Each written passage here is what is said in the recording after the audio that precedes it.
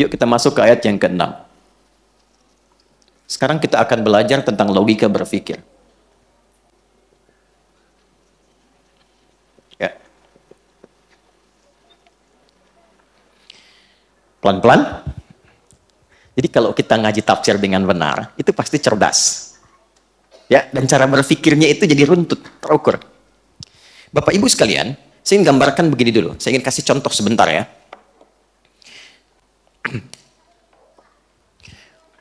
Anda bekerja di satu perusahaan. Kemudian ada pimpinan misalnya. Lalu pekerjaan Anda sudah berlangsung selama 5 tahun. Dalam 5 tahun itu, banyak pengalaman yang telah diberikan oleh pimpinan.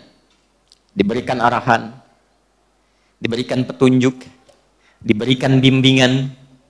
Setelah itu dicukupkan berbagai hal kebutuhan, diterangkan. Ini dampaknya begini, kerjakan ini, hasilnya akan begini. Ya, engkau kerjakan begini, yang didapatkan akan seperti ini. Sehingga pekerjaan Anda terasakan dari pengalaman itu. Dapat sesuatu, sukses berjalan. Kemudian, pada tahun yang ke-6, masuk awal tahun yang ke-6, mulai ada arahan pimpinan yang Anda debat misalnya. Ya, ketika mengarahkan, kerjakan seperti ini ya, lalu Anda mengatakan, wah, itu nggak bagus demikian. Ya, boleh jadi nanti akan begini-begini. Itu nggak benar. Apalagi misalnya Anda menyangkalnya tanpa argumentasi. Saya nggak mau begitulah, ya. Saya nggak mau saja misalnya. Maka pimpinan mengatakan, bukankah 5 tahun yang lalu, yang ke belakang itu, kan sudah kamu rasakan kalau kamu begini, nanti akan seperti ini. Bukankah aku sudah berikan bimbingan kepadamu dan kamu rasakan? Bukankah sudah aku berikan nasihat kepadamu dan kamu mengetahuinya? Bukankah ketika kipas angin dinyalakan bunyinya mulai terdengar?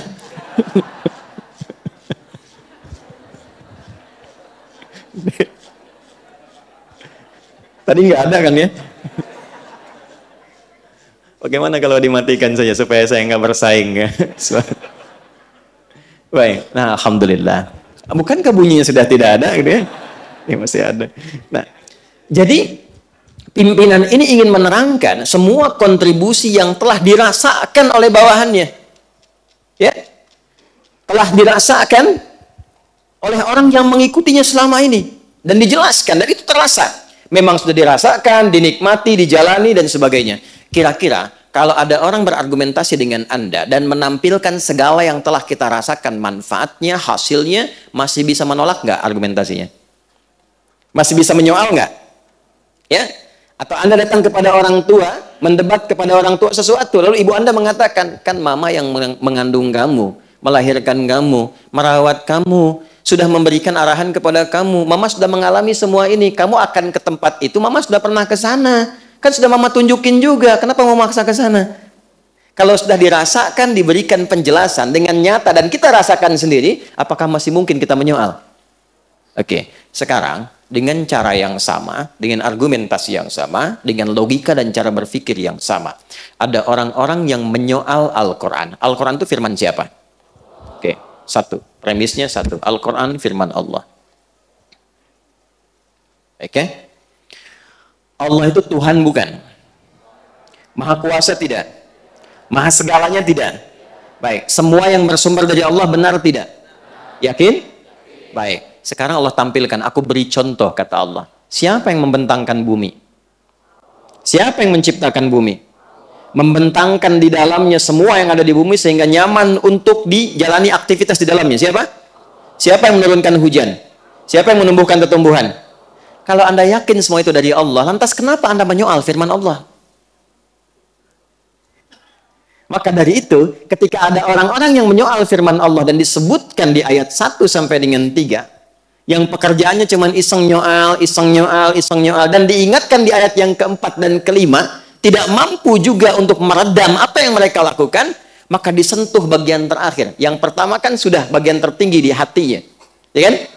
Ya, diminta untuk mengingat kepada Allah kan? Nggak sadar juga, maka dicek sebenarnya orang itu berpikir atau tidak. Ya, maka diceklah kemudian sisi akalnya, intelektualitasnya. Jadi yang akan kita jalani dan kita dapati orang-orang yang seringkali menyoal itu kita akan bisa uji. Yang pertama, mereka itu satu, apakah punya keimanan tidak dalam hatinya, dalam jiwanya? Apa masih punya hati untuk bisa merasakan? Yang kedua, kalau yang pertama tadi konektivitasnya dengan Tuhan, masa iya sih ada hamba menyoal Allah, menyoal Tuhannya sendiri? Kan? Jadi ditanya, ini sebenarnya punya hubungan baik nggak dengan Tuhannya? Kan?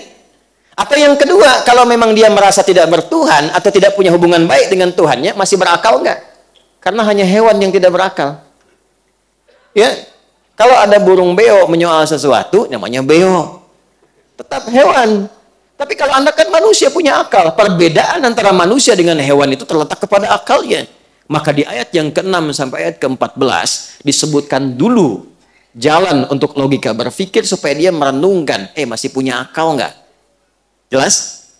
Kalau diberikan hati tidak berfungsi, diberikan akal tidak difungsikan. Nih, hati-hati dengan ancaman yang mungkin didapatkan saat engkau berpulang kepada Allah. Makanya nanti ayat ke-15 dan seterusnya berisi tampilan-tampilan jawaban bagi orang yang masih bertahan, maaf, dengan keburukannya sampai tidak memfungsikan akal dan hatinya.